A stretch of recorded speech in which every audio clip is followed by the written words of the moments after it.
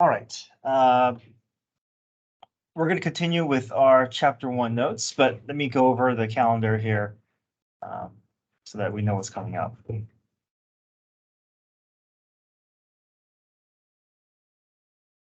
Okay, so we're going to finish up the rest of Unit 1.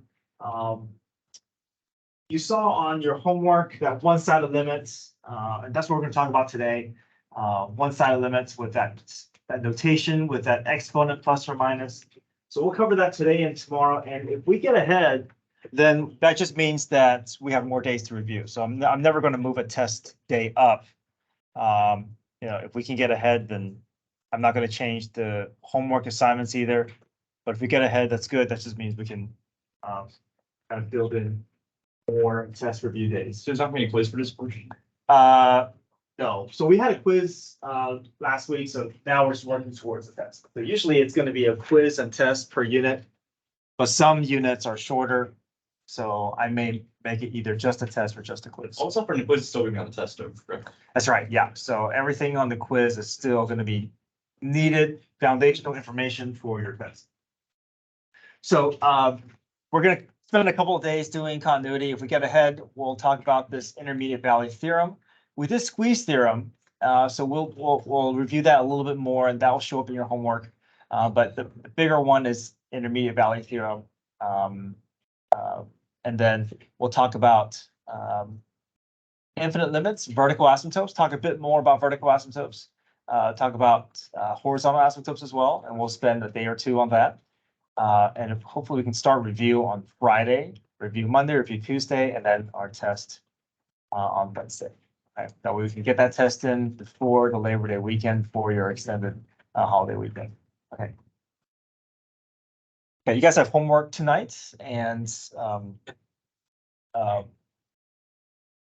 it will, yeah. So hopefully you guys are, as you guys doing your homework, hopefully if you're stuck on any problems, you know where to go on the website, and I try to give as much detailed steps for all the homework problems so that hopefully will help you out. Okay. All right. So let's go to page 11 in your packet.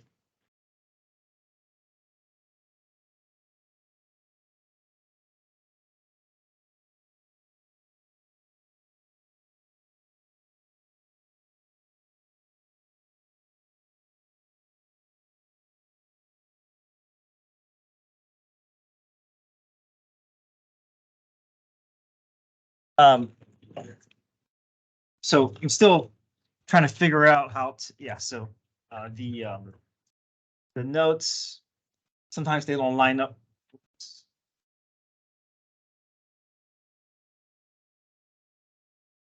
Oh, it's a little bit too far.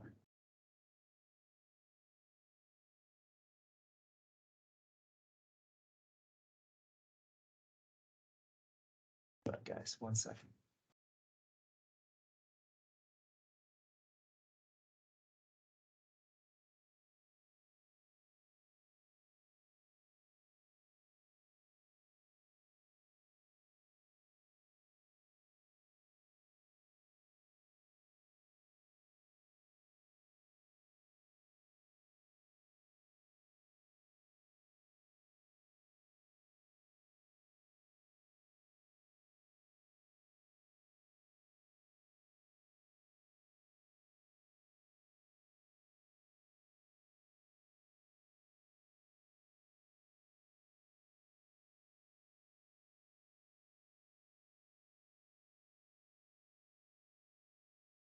Okay. We talked about one-side limits a little bit. So basically, this describes the function's behavior from just the left or just the right side of an x value. Okay. So let's say we have piecewise function here. Piecewise function just means you have two differently defined graphs that have starting and ending point. And so there's obviously two different graphs. You got a linear followed by a quadratic, but we can still call this a function because it does pass the vertical line test. We just are not ever going to create a graph that's going to look like this with just one function. Okay.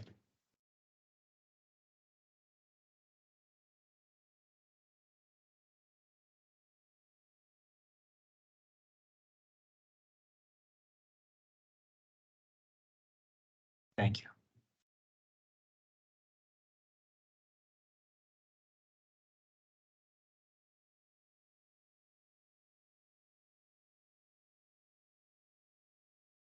So let's say I ask you for the limit as x approaches 1 for this graph, then we know that we have to, anytime there's a limit involved, we have to test our approach, right? So we're going to pick points on both sides of 1. So you can put a dot on both sides of 1.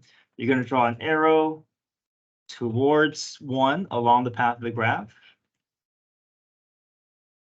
So the left arrow, where's the left arrow headed? Towards the hole. But what's that? What's that y value? Where's it headed? 4, right? So we say the limit as x approaches 1 from the left side of 1 is equal to 4. So now we have a more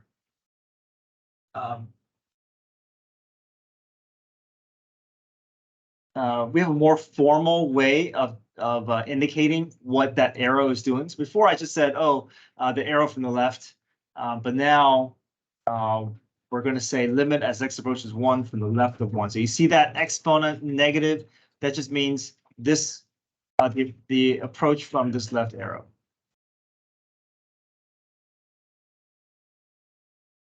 Yeah, so left, negative means I'm coming from the left, and the plus means I'm coming from the right. Yeah. And so right-handed limits, limit as x approaches 1 from the right. Where's this arrow on the right headed towards? This one here, towards a y value of 1, right? So we say the limit as x approaches 1 from the right side of 1 is equal to 1. Now, what would you say the full limit is? 3. So it does not exist because the arrows are not in agreement, right? So we know a limit does not exist if the arrows are not moving towards the same y value. So therefore, we say limit as x approaches 1 does not exist. So before we just said, oh, the arrows, they don't match. Now we have a more formal way of saying, oh, the limit does not exist because the one-sided limits are not in agreement. The limit as x approaches 1 from the left of f of x does not equal to the limit as x approaches 1 from the right of f of x. So this is an important notation for us to get used to. So from now on, if the limit does not exist and the arrows are not in agreement, we're going to write it this way. We're not going to say, oh, the arrows don't move towards the same y value. We're going to write it as this notation. Does that make sense? So from now on, when like a limit does not exist, we can solve it from the left hand and right hand side. Yes, yeah, that's right. Yeah, especially if we're doing it. We're going to talk about continuity, and one of the conditions is showing if a limit exists or not. And we can use the arrows for our benefit, but this is the way that you're going to justify your answer. Right, so we've said this here, the limit is the y value that the graph approaches from the left side of x equals 1 is 4. And the limit as x approaches from the 1 as it approaches from the right side is equal to 1. Okay. So this leads us to our next topic, which is continuity. So continuity means, can I walk along the graph without any interruptions? Okay. So imagine you're walking along the path of the graph. And can I draw the graph without ever lifting my pen or pencil? If so, the path or the graph is continuous at that point. So if you ever have to lift up a pencil because of the hole or because of the asymptote, you know that the function is not continuous. So obviously we can tell if a graph is continuous or not. We can look at the graph and say, okay, can I just sketch the graph without lifting my pen or pencil? But if we're trying to determine if a graph is continuous without the graph in front of us, then we have to rely on these notations or these restrictions and conditions to help us prove if a function is continuous at that point. Okay, so the first condition is f of c is defined. So what that means is, does the point exist? Okay. And the problem is always going to tell you what point to look at. Okay. So you're never going to have to guess, oh, wait, does the problem want me to do point A, point B, or point C? It'll always indicate to you what point they want you to do. Okay, so C is just some target X value that the problem is telling you to use. Okay, so then the first thing we do is we plug that C value, that X value into the function, and we see, does it exist? If it does, then great, we continue moving forward. So the next condition is, does the limit exist? So we go through our steps to evaluate the limit, and if the limit exists, then great. And if it doesn't exist, then we stop and say the function is not continuous. Okay, so as I show the graph here, let's say my point exists at some y value, and then let's say my limit also exists at some y value. So here, my limit exists because it's approaching the same y value from both sides of C. So this graph would pass the first condition, and it would pass the second condition. Now, the third condition, this is saying limit as x approaches c equals f of c. That notation feels weird, but all it's saying is, can I confirm that what I've gathered between 1 and 2 are in agreement? So let's say this is 4, and let's say this is 3. Does the point live where the limit lived? It does not, right? So then this graph would fail the third condition, and we would say that the function is not continuous. We can also tell the function is not continuous because obviously there's a hole. And if I want to sketch the graph out, I got to stop here at the hole. I got to pick up my pencil, fill in that point, pick up my pencil again, put it back on the graph, and continue. And obviously, anytime I move my pencil off of the graph, that indicates to me that my function is not continuous. Right? If that hole was the point, would that be continuous then? If that hole was the point, it would be continuous. So for instance, let me give you another example. Let's say there was a point. Okay, so the point exists. Let's say the limit is also shares that same point. So the point exists, the limit exists, and then in this case, this graph would pass the third condition because the first two information are in agreement. The point is at 3, the limit is at 3, and therefore the third condition, we're just comparing the first two. So I think a lot of students, they feel like, oh, I got to do something special for a third condition. You really don't. You're just looking back at what you've gathered and comparing what you did between 1 and 2. Okay, so the third condition is simply comparing what you found with the first condition versus the second condition. And if I can show that these are in agreement, then my function is continuous.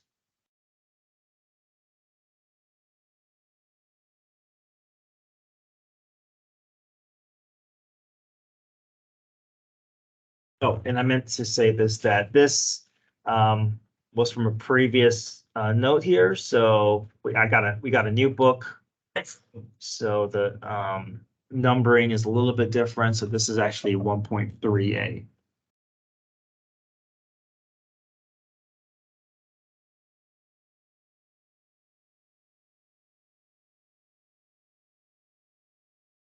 Okay, so types of discontinuity. So here are the different names for the discontinuity that we can have. The first is a hole in the graph. So the one we just did, this is called a removable discontinuity. So a removable discontinuity can be made continuous by filling in a single point. So this basically saying I can create continuity just by making one simple replacement, either filling the hole with a point that's not there or dragging the point that is in a different place and dragging it into that hole. So here's the notes here. A removable discontinuity will pass the second condition, but will fail the third condition. And I want to say that the first condition does not matter.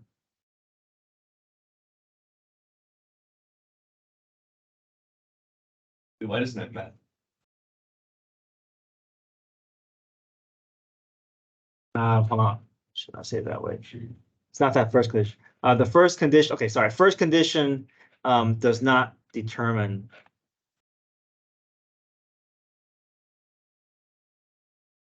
the type of discontinuity.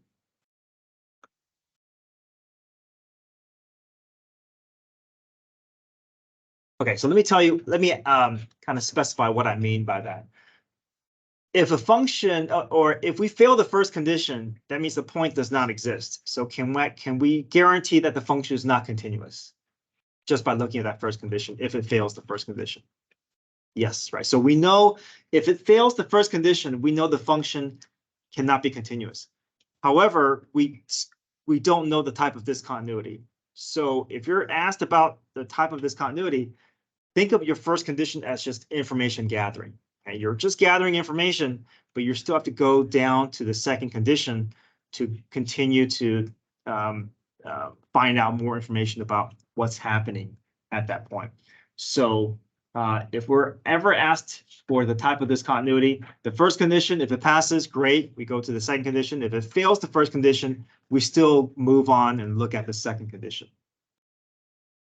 So a removable discontinuity will pass the second condition, but fail the third condition. What?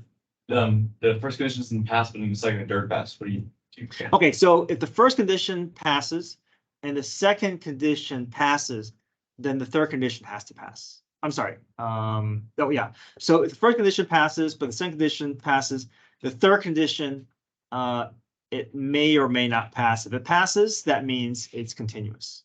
If it doesn't pass, then it's removable discontinuity. Was that what you were asking? Oh, I was thinking, what if the first condition like doesn't pass, but in the second and third pass? What's happening then? Okay, so the first condition doesn't pass, and the second condition pass. So this is a perfect example. This is an example where the first condition passes, the second condition passes, and the third condition would fail. But you're asking about if the first condition fails, right? Yeah, in the second and third pass. So first condition fails, that means the point doesn't exist. And the second condition passes because the limit exists. But the third condition would never pass because the first and second condition are never going to be in agreement, right? Because if the point is not defined, then it's never going to be equal to the limit.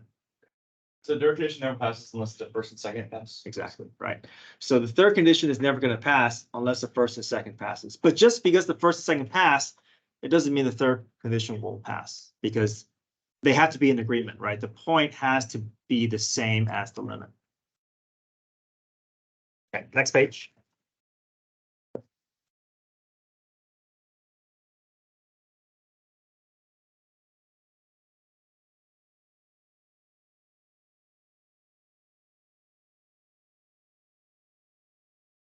Okay, next we have something called the non-removable discontinuity. And this is a step or jump discontinuity. This is a continuity where the graph jumps from one connected piece of graph to another. So we have two connected parts of graph where you have to, or more than one connected parts of graph, where you have to sketch the graph, you have to pick up the pencil, and then you have to start at another point, and then you continue moving forward. So that is a non-removable discontinuity. That means the discontinuity is not just a simple replacement of one point. There's a lot more that is causing the discontinuity. Okay. So the non-removable discontinuity will fail the second condition. Okay. So let me kind of show you what that looks like.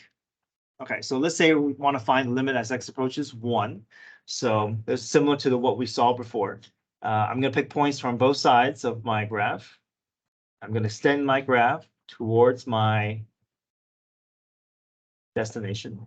So here, let's follow the left arrow. What is the limit as x approaches -1 from the left side of -1? Yeah, equals to 3, right? So that is the left-handed limit. Okay.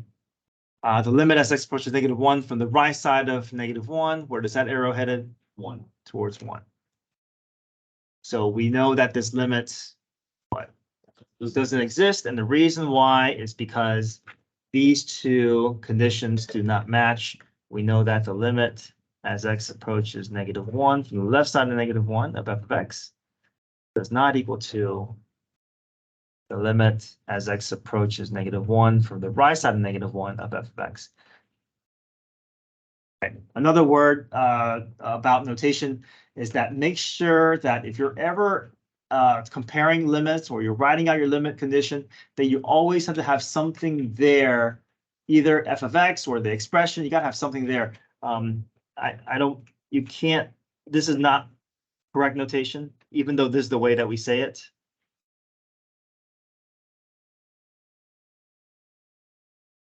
A lot of students write it this way. They would say, oh, limit as x approaches -1 from the left does not equal to the limit as approaches -1 from the right. This is the way that we say it, but the notation is not correct because we have to indicate that we're referring to some expression of that for that limit. Okay, so make sure you don't write it this way.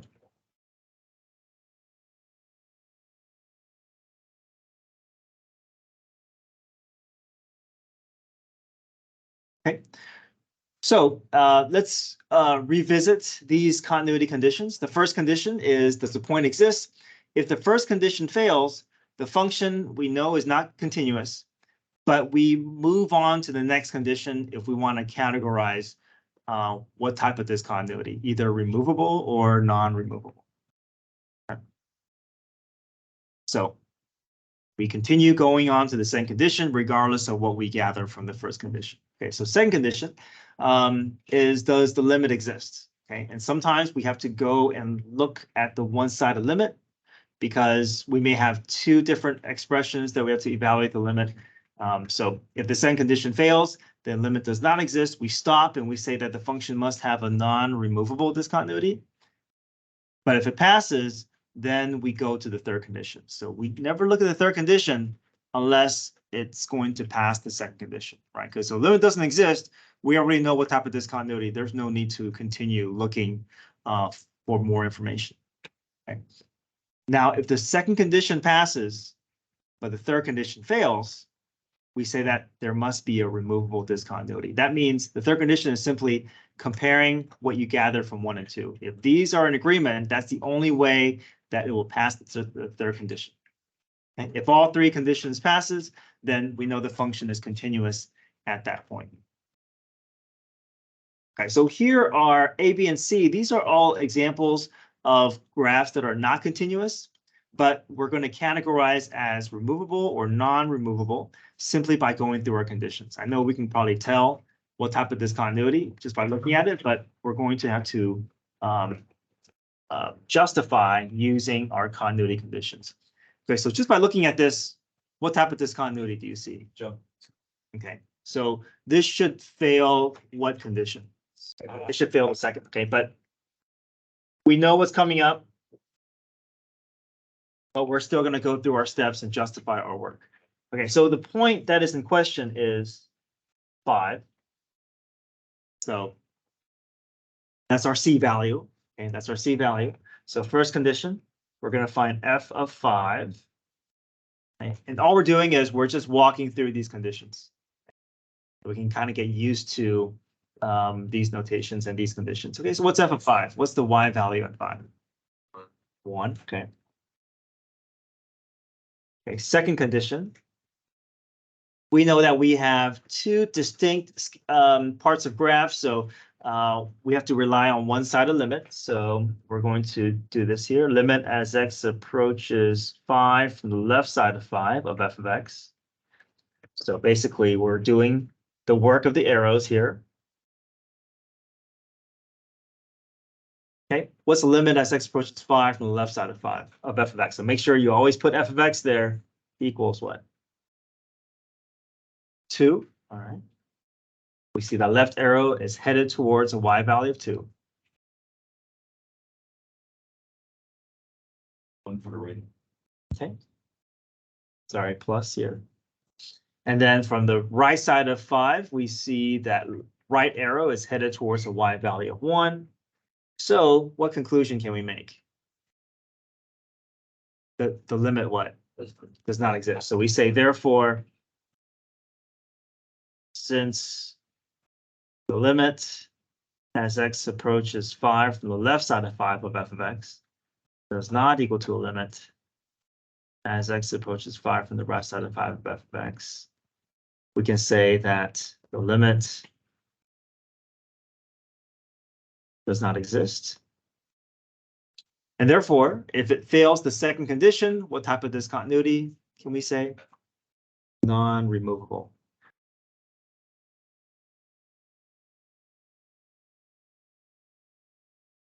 Now, we're not saying that this function is discontinuous everywhere. We're just saying that the function is discontinuous where?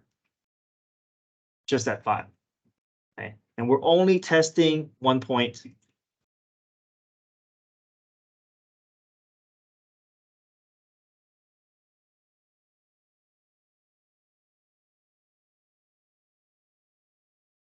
All right, what do you expect from B here? What type of discontinuity? This is removable, okay?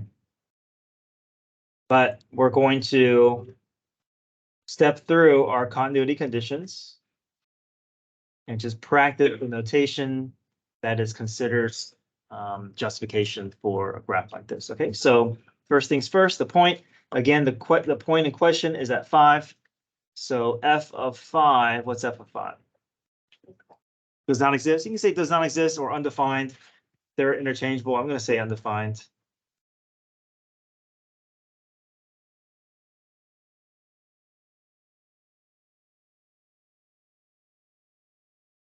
Okay. Does the limit exist? Yes. Okay. They're both approaching what? 1. So if it's just one graph, then I don't have to go through one side of the limit because I know that's going to be equal. So I'm just going to say I only really want to go through this one side of the limit when I want to prove that that the limit does not exist. But here I'm just going to say, okay, the limit as x approaches 5 from both sides of 5 is simply equal to 1. So we know it cannot be non-removable because it passes the second condition. So now the third condition. What's the third condition doing?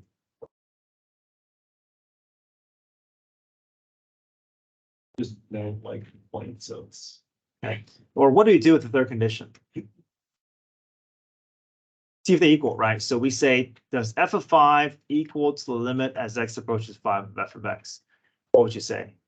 They're not. Okay, so the way that I want you to write it out, rather than saying 1 does not equal to undefined, you're going to write it out like this. You're going to write it out in this notation and just replace c with the point that you're talking about. So we can say the limit as x approaches 5 of f of x does not equal to f of 5. So I'm looking for this particular notation. Yeah, so you're just saying you're copying the third condition exactly as it is. You're just replacing the c with the particular x value that we're working on. Okay. So we don't have to say undefined is equal to 1. You can just say that these are not equal to each other. Therefore, our conclusion is removable discontinuity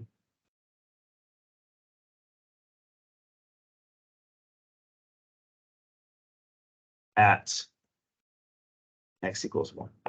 Sorry, x equals 5.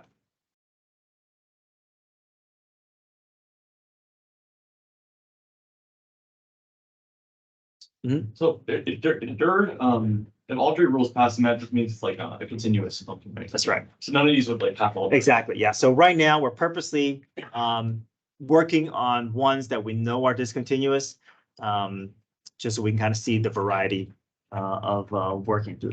Okay. Are we good so far? Okay. All right. You guys want to try these? Try this one on your own, part C.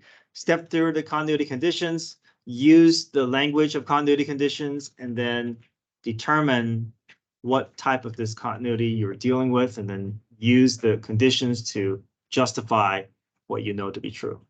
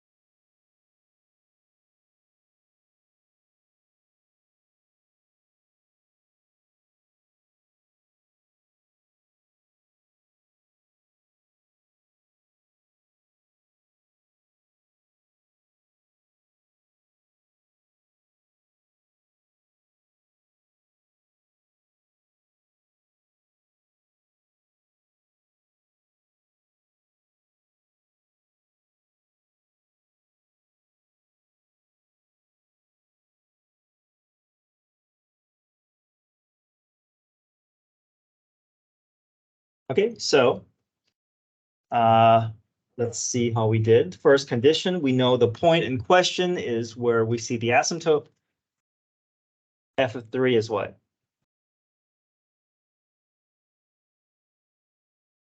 Undefined. Right, there's no point, right? So there's no point, so we say F of 3 is undefined. Or left, right? Second condition, the limit as x approaches 3 of f of x is equal to what? Possibility, which is a subcategory of what? Is that considered existing or not existing? No, not exactly. Right, so we say possibility, but we understand that this is considered does not exist, right? Or does not exist possibility. So can we stop and subcategorize? We know this fails, right? It fails the second condition because the limit does not exist. So we can say that since the limit does not exist, we have a non-removable discontinuity.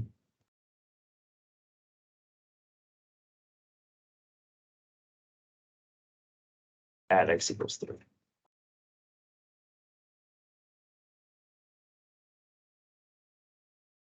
Why would the first one pass though? If the second.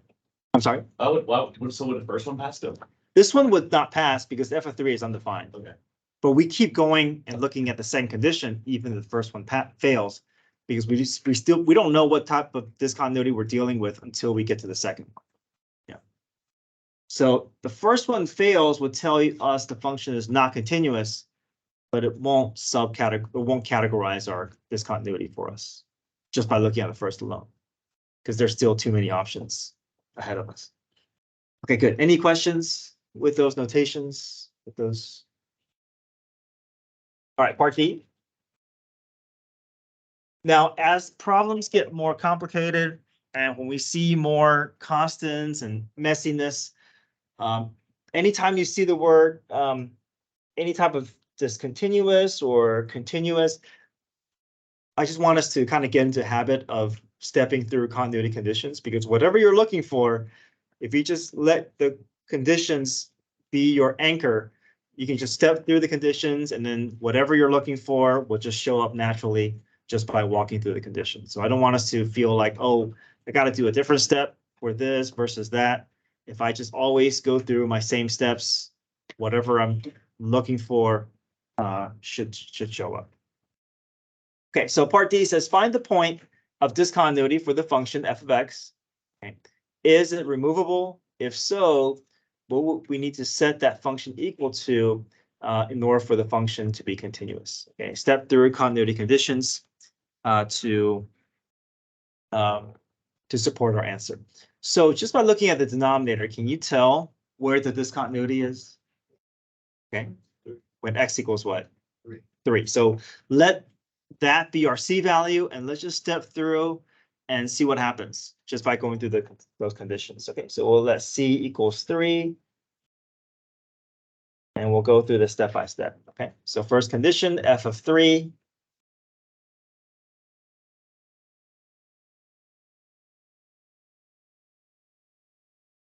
So plug 3 into the function. What do we get? Undefined, right? 0 over 0 is considered undefined. We're talking about the point here. So that 0 over 0 doesn't really tell us what to do after. We can just stop and say The point is undefined. That 0 over 0 is going to come into play when we do the second condition, because we're asking about limits here. So point is undefined. We keep going, even though, well, because we don't know what type of discontinuity yet. Okay, so now the limit as x approaches 3 of f of x.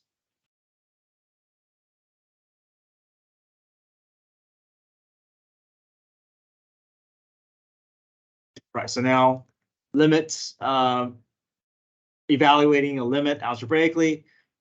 First things first. It's our first step. Before factoring. Tests, right? We want to see what's happening here. So enter 3 in, what do we get? 0, 0. So now we know there's a what? There's a hole, okay? So we keep going here. Limit as x approaches 3. Just like we did. Exactly, right? So we're just kind of building off of what we already know how to do. We know there's a hole, so we're looking for that hole. We can factor the numerator. All right, what happens here?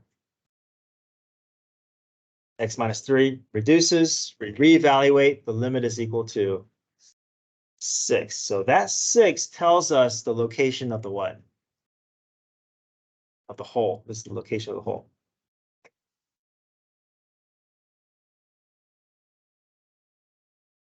This tells us that this graph is consistently moving towards that hole, towards that y value of 6 from both sides.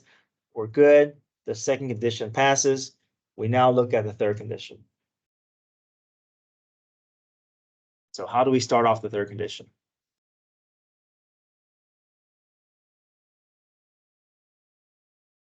What's a right? F of 3, is f of 3 equal to the limit as x approaches 3 of f of x? Are these in agreement? They're not. So we say f of 3 does not equal to the limit as x approaches 3. Don't forget f of x. So this condition fails, which tells us what? Well, the third condition fails, what type of discontinuity it is it? Yeah, so if this third condition fails, we know that we must be dealing with removal of discontinuity.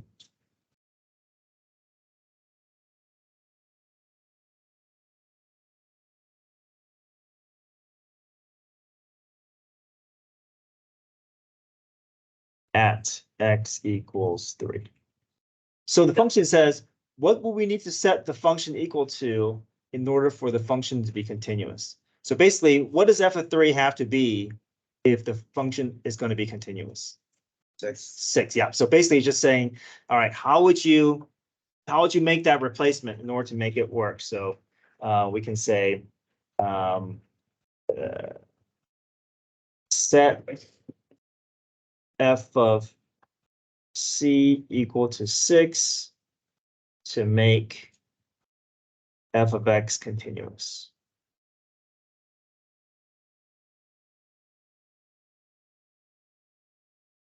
So if you step through continuity conditions, everything that you need to help answer your question is right in front of you.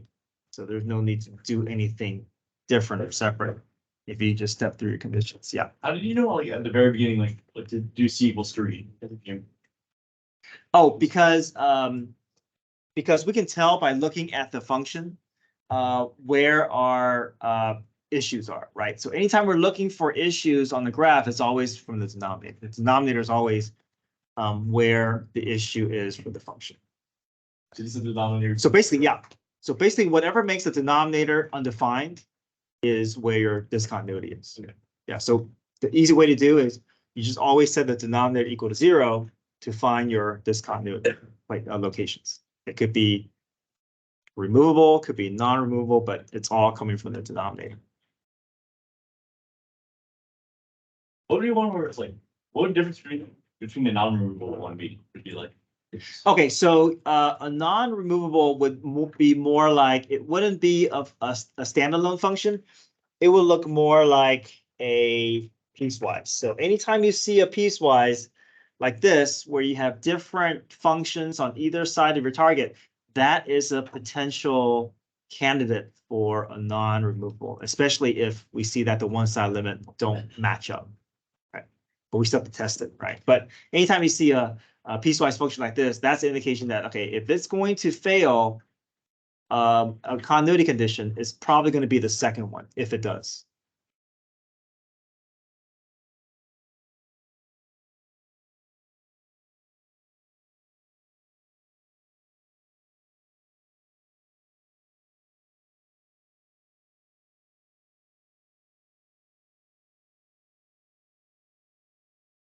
So this next section, I just want us to do a, this is meant to be a warm up for tomorrow, but we can just do it today here.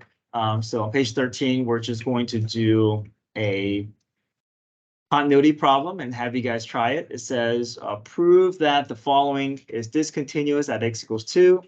Is it removable? If so, redefine f of 2 to make the function continuous. So just like before, you're just going to step through your conditions. 1, 2, and 3. Now, what is the x value? What's the c value that we're going to be working with here? They tell you what the c value is. 2, yeah.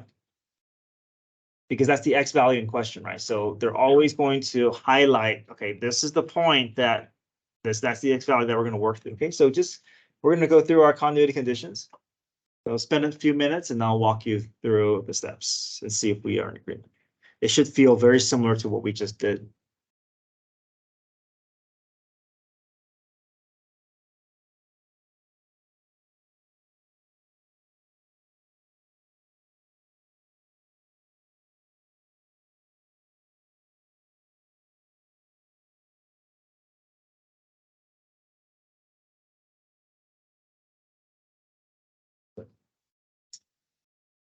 So endpoint is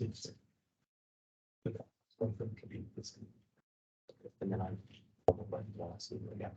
next.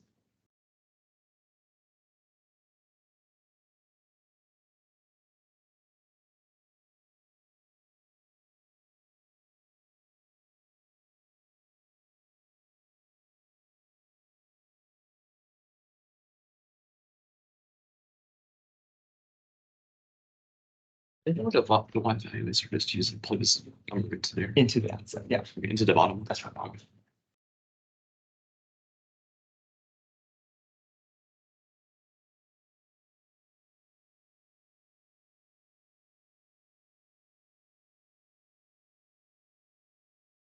Okay, so first things first, we know our c value is 2. We want to find f of 2. So f of 2, we got to decide which do we use? Do we use this first or the second? F of 2 is defined where? With the second one, right? So we insert 2 in for x, 2 plus 5 is 7. So f of 2 equals 7. Okay. Now, the second condition, we're going to find a limit. We don't do a one-sided limit because this is only a point. It's not a graph and a graph. This is a graph. This is a point. We only do one-sided limit if you see less than or greater than. But here, this notation means everything is contained within this function, whether it's to the left or to the right. So we can just find the limit for the connected parts of graph. We don't touch anything with limits here because this is a point. A point has no say as to what the limit is. Okay, we got to look at the graph. So x doesn't equal to 2 means this is the graph that lives everywhere except at 2. So to the left of 2 is this graph. To the right of 2 is also this graph. So the limit, we only do limit for this function.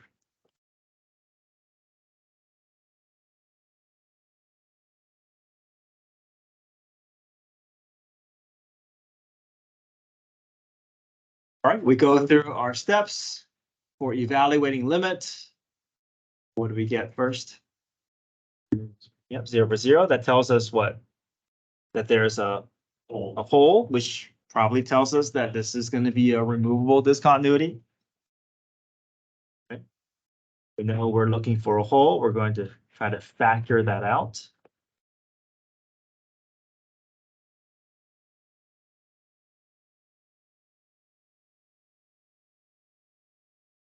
Okay, what do you see here? Cancels out. Reevaluate. What's our limit? 4. So does it pass? It passes the second one. Good, good. Yeah, so pass the second one. Yeah, so maybe you guys are ahead. Third condition, Does it pass the third condition? No. No. So what do we say? So I don't want you to say 7 doesn't equal to 4. I want you to be a little bit more descriptive than that. You're going to say that f of 2 what does not equal to the limit as x approaches 2. Now you don't have to write this whole expression out. Just name it and call it f of x. So if the third condition fails, we've proven what type of discontinuity? Removable discontinuity. I want you to write it out, yeah. Or you can, I mean, if you want, yeah, if you want to abbreviate discontinuity, that's fine. But specify the point at what? At x equals 2. And it says, okay, so we've proven that this is a removable discontinuity. Redefine f of 2 to make the function continuous. So what can I do with f of 2? I would say f of 2 is equal to what if I want to force continuity? 4, yep. So f of 2 is equal to 4 to make continuous. Or to make the function continuous.